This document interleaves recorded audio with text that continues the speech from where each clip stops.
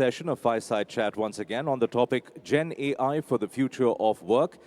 In this Fireside Chat, we will hear from our experts on how generative AI is reshaping workplaces by augmenting human potential and transforming roles across various sectors.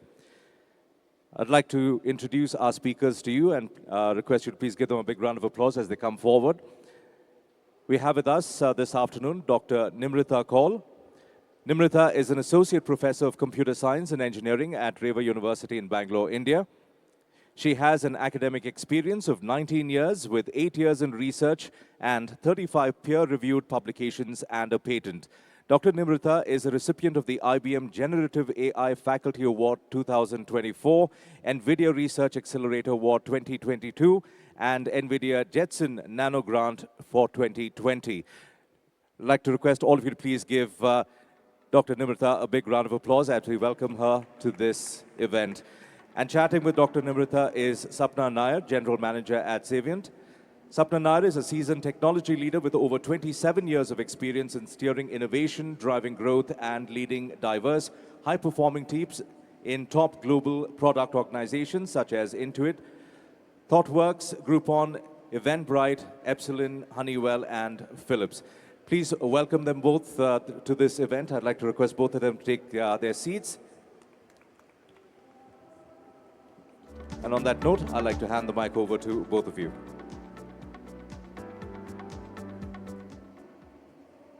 Thank you for the introduction. Hi, everyone. I'm very excited to be here to be speaking to all of you. And the topic we have at hand is a very pertinent one. We are all having apprehensions about whether we will be losing jobs, what will be the future of workplace, what will we be doing, and all of those questions. In this discussion today, me and Sapna are going to walk through some of the questions all of us are having. And Sapna, would you like to give your opening remarks? What would you like to say? First of all, good afternoon to all of you. Let me start by sharing two very short personal interactions. Earlier this year, I was talking to my 22-year-old daughter Nidhi's friends, all of who are engineers, asking them what are they planning for the future, what's their future plans.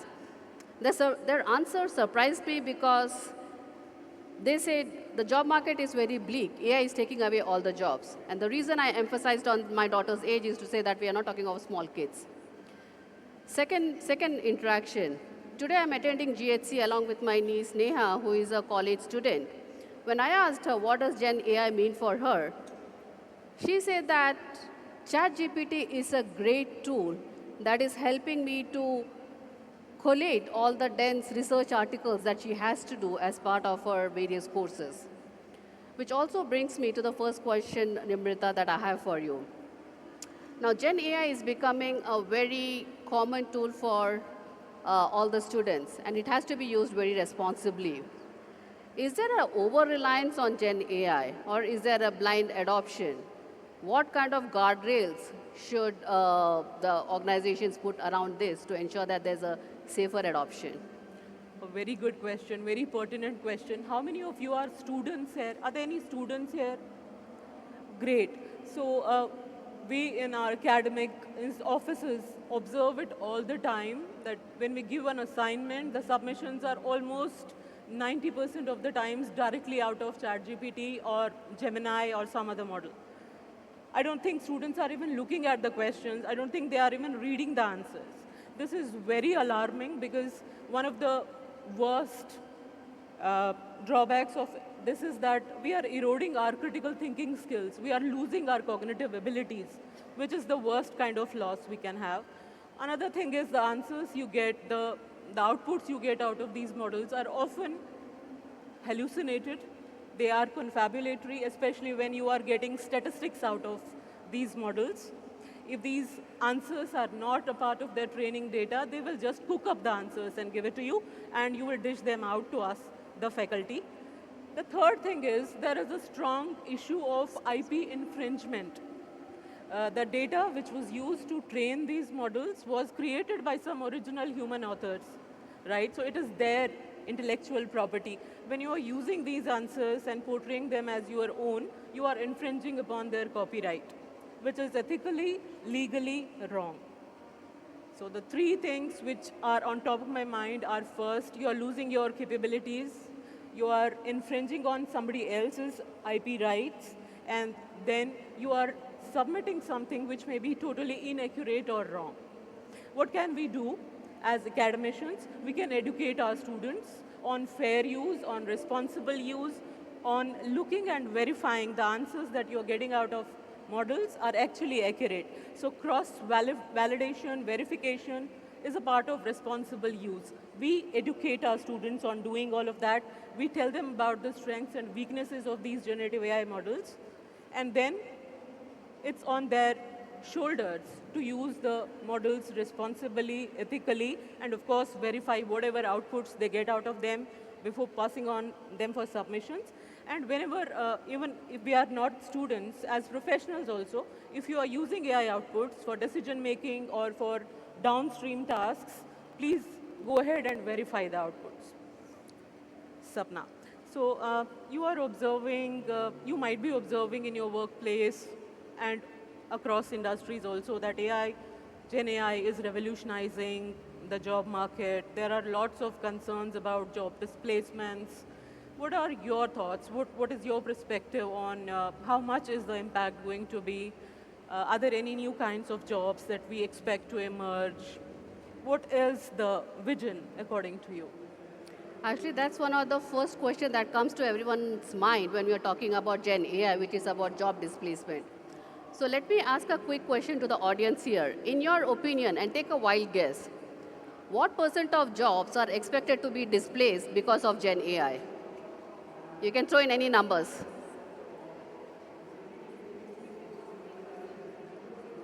Sorry? 50%? Okay. I hear a lot of numbers, and then there are more than.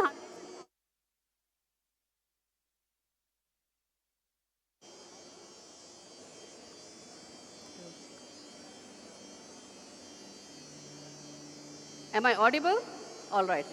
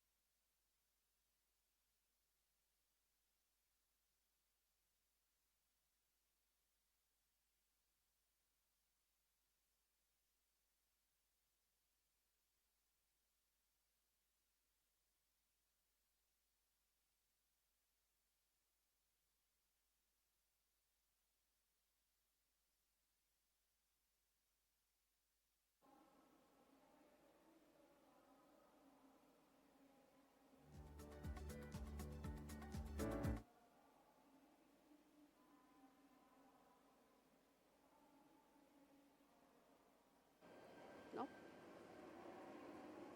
There's. Hello? Yeah. Am I back online? Yes. Great, thank you. So as per one of the reports by Cognizant, it is estimated that about 90% of the jobs will be displaced by 2032. Now, studies suggest that globally around 300 million jobs are expected to be displaced because of Gen AI. But it does not mean that there's a wholesale job loss.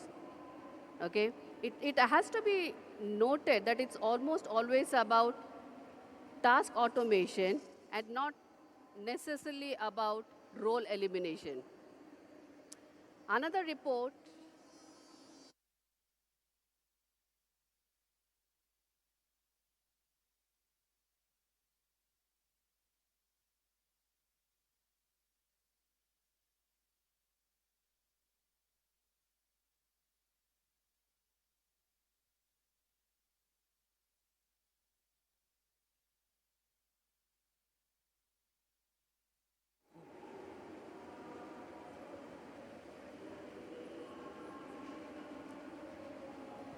Please go ahead.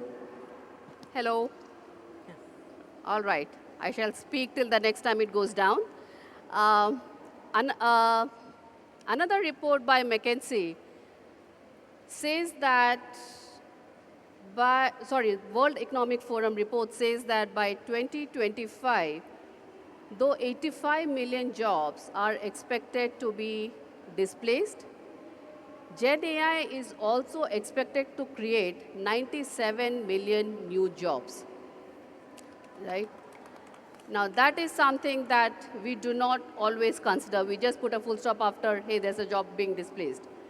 Now, these jobs are in new roles, in new areas like AI governance, in about data annotation, in about human-machine collaboration design. Right. Okay, so again, there was a time long back when there was a fear that with the invention of personal computers, humans would no longer be required. But the need for humans hasn't diminished.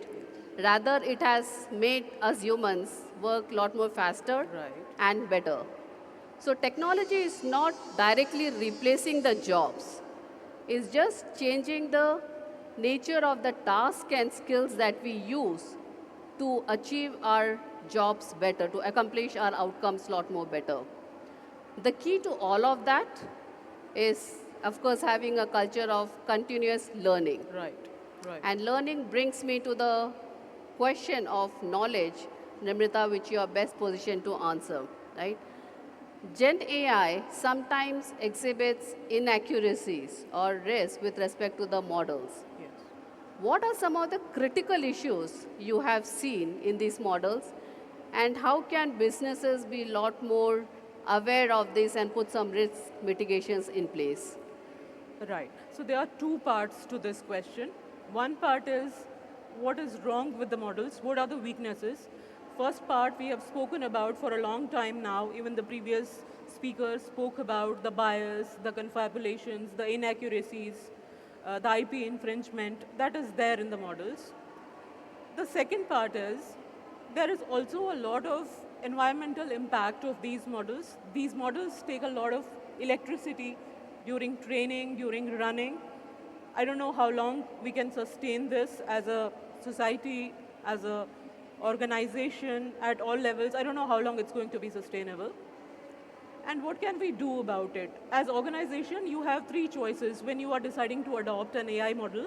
Either use a foundational model which is pre-trained by some other organization like OpenAI or Google or Microsoft. In this case, please make sure that you are establishing guardrails, you are establishing filters to cut out any output that is inappropriate, biased, or wrong. Second thing, if you are fine-tuning your models at your premises, please make sure that your data is clean, your data is diverse, it reflects all kinds of opinions, it has representation from all parts of society. In that case, you have a fine chance of making your models less biased. The third thing is doing your prompting well. Have your workers, have your engineers skilled at prompt engineering, let them establish guardrails through prompt instructions also so that your outputs are correct. And finally, have humans in the loop. Let humans verify and audit whatever output is generated by your models, whether they are foundational models, your fine-tuned models, or if you are making your own models, if you're training your own models. These things are required to make AI work effectively for you, productively for you. Sapna, we are looking at a future workspace which is augmented with AI. So what kind of skills do you think will be required by the future workforce? That's a fantastic question. And the reason I say that is, along with job displacement being a concern, there's always a question on, hey, what do I need to learn to be ready for the future? Right. Right? In less than a year, in the past year, less than a year, more than 55% of people globally have started using Gen AI, which means that people have implicitly or explicitly started understanding what are the skills required and started working on it.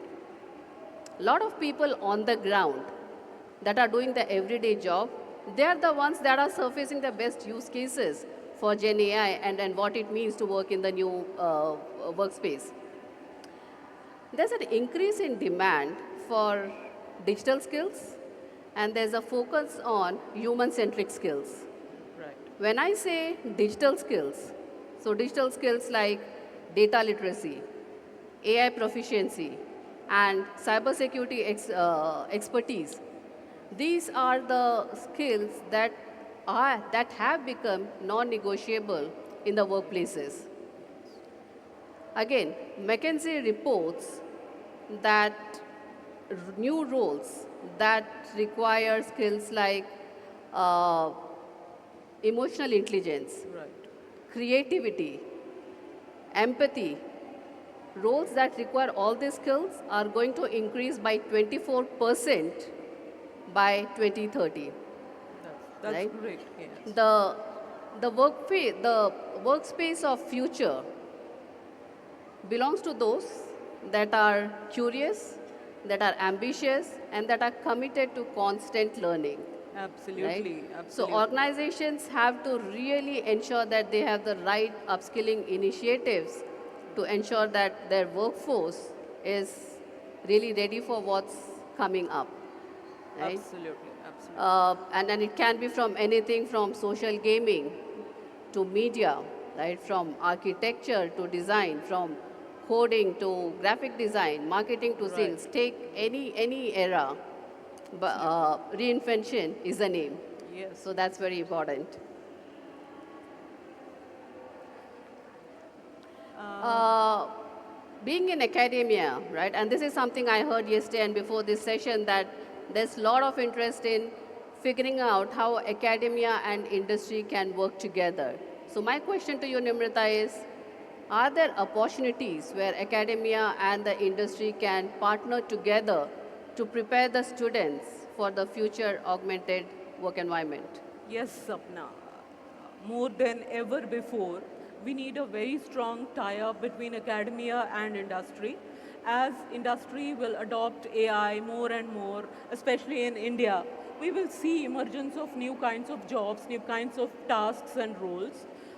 We will see emergence for the need of new training and new skills you require.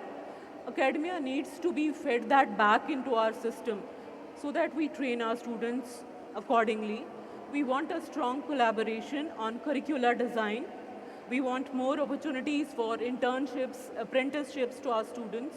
We want open discussion forums with industry where we, the faculty and our students, can talk directly to the practitioners and professionals, understand the needs for skilling our students, understand the needs for what exact mindsets, what exact technical skills are required, and we design our curricula, we train our students and ourselves accordingly. So Sapna, we are expecting that Gen AI will displace a lot of manual tasks and preliminary level tasks, but there are also opportunities for new roles in fields like, even in fields like customer support and creative writing and ethics. How can organizations help employees, provide them with opportunities to cope up with all this situation? So one of the things that we often overlook or do not consider is that Gen AI has democratized access to AI through use of natural language, right? Uh, Now what does that mean? So it's not only transforming the way how we work, but it's also catalyzing the shift from job-centric Right. to skill-centric Right. opportunities within Right. an organization. Right. If you get beyond a job, right, and if you look at the component tasks and activities, you can very clearly see what are the activities that can be substituted, what is it that can be augmented, what is it that can be completely transformed. Absolutely. The opportunity for the companies is to stop thinking of Gen AI or stop thinking of organization as a combination of jobs, but start thinking of it as a combination of skills, which is very important. Yes. So Gen AI, again, as I said earlier, is creating new roles in areas which require things like critical thinking, empathy. Now, these are the attributes that AI doesn't have, but only humans have those kind of skills, right? I'm seeing that we are running out of time, so I'm trying to make it really quick now, right? Uh, so how can organizations ensure that they give that good feeling to the employees and ensure that there is a motivation to go ahead and adapt that? Few ways: by fostering transparency, ensuring that robust upskilling initiatives are provided, and also celebrating successes where human and machines have thrived together. Absolutely. So that's very important to be doing that. Absolutely.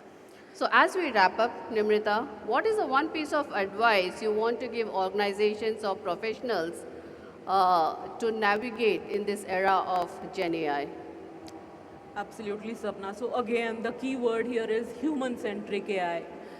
By all means, go ahead and adopt AI, but keep the employee welfare in mind. If you're leaving your employees behind, you're not going to have sustainable development ever, right? So adopt AI, have responsible use for AI, and take your employees with you. I here want to give an example of IKEA. So IKEA USA recently switched their customer service over to AI. All their customer support staff was retrained to work as design consultants. So they didn't let go of their employees, they shifted their profile to be design consultants. It was a win-win for the company, for the employees, and for the customers also, right? So that's the way to go for Indian companies also. Please go ahead. Don't be apprehensive about AI adoption. Be very agile, be very positive. Take AI as a collaborator to enhance your productivity. The person who might displace you is not, AI will not displace you. It's probably a person using AI who might displace you. Thank you very much for being wonderful audience for us. Have a good day. Thank you, Sapna. Thank you for the all. Thank you wonderful so much. discussion.